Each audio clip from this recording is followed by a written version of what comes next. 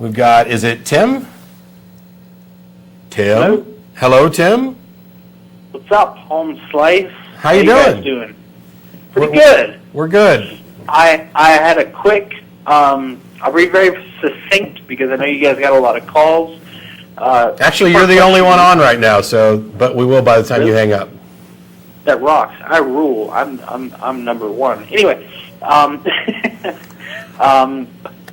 I wanted to plug the documentary Outfoxed because you guys were talking about Fox News and Bill O'Reilly. And for anyone out there that doesn't know, Fox News takes talking points directly from the GOP. They've admitted that they have the leader of Fox News, Rupert Murdoch, I believe is the CEO or owner or operator or something like that. He is a staunch Republican, and he plugs his own agenda. Anyone that believes anything that Fox News says, you need to look it up first. Really, I mean, I do want to be fair and not just cautious, but fair for a second. I'm perfectly fine in ragging on Fox News and several other news outlets as well. By the way, I'm not as keen on ragging on Republicans, especially since there's at least one in the room right now. Hi, buddy. But the important thing is that is the thing that you said at the end, which is I don't care where you get your news. I do, but I mean what I'm saying is that no matter where you get your news, be skeptical. Be skeptical. Absolutely. Look for confirmation. Do some investigation. Do not get. Never rely on one source for anything. If anybody out there is relying on this show as a single, stop. I've been wrong. I've gotten things. It doesn't happen often, but when it does happen, fortunately, somebody will correct me and I'll mention it. Yeah, we try. Let me mention too, if you are interested in media bias, there's two things that I would recommend taking a look at. One is Noam Chomsky.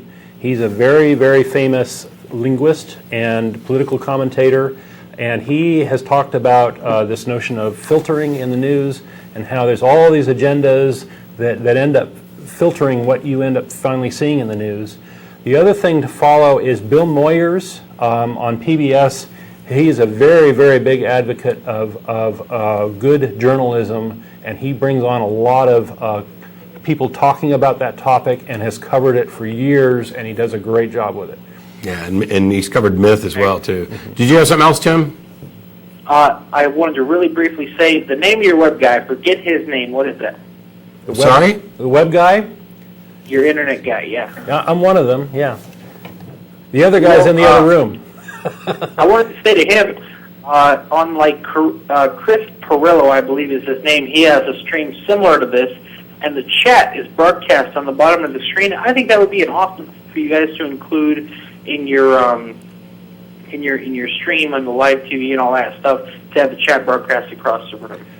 Oh boy. That would be a fairly simple thing to do. It's not a simple thing to do, and here I'll explain what's going on after I let you go. Just let me just say it'll be easy. Every week the show gets technically more complicated. Yeah, it'll be really easy to explain. Tim, I appreciate the call. I'm going to go ahead and answer this offline while the lines fill up real quick.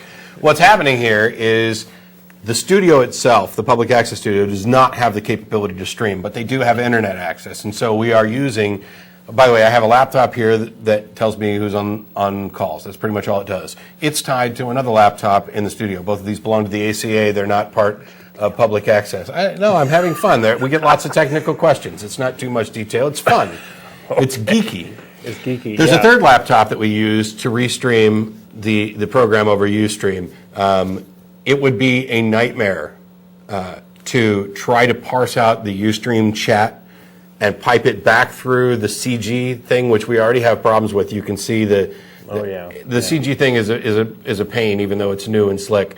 To pipe that back through and post the chat, plus it'd be distracting. Jen's been sitting over here during their whole show talking with people in the chat room. That's all I need, and I'll talk to them on the weeks that I'm not on the show. Yeah, we really love our guys behind the scenes that make this thing happen. They do some amazing stuff. And things are going to get better, and over the next, there we go. And as they're Jen, you're on TV. Jen TV, hey Jen, yay! And as we continue to make changes, there's all kinds of things that we might do. I don't necessarily know that I like the idea of streaming chat across the bottom of the show, because not only does it distract what we're talking about at the time, but it's a distraction for us as well. Yeah. And I want to focus more on the calls.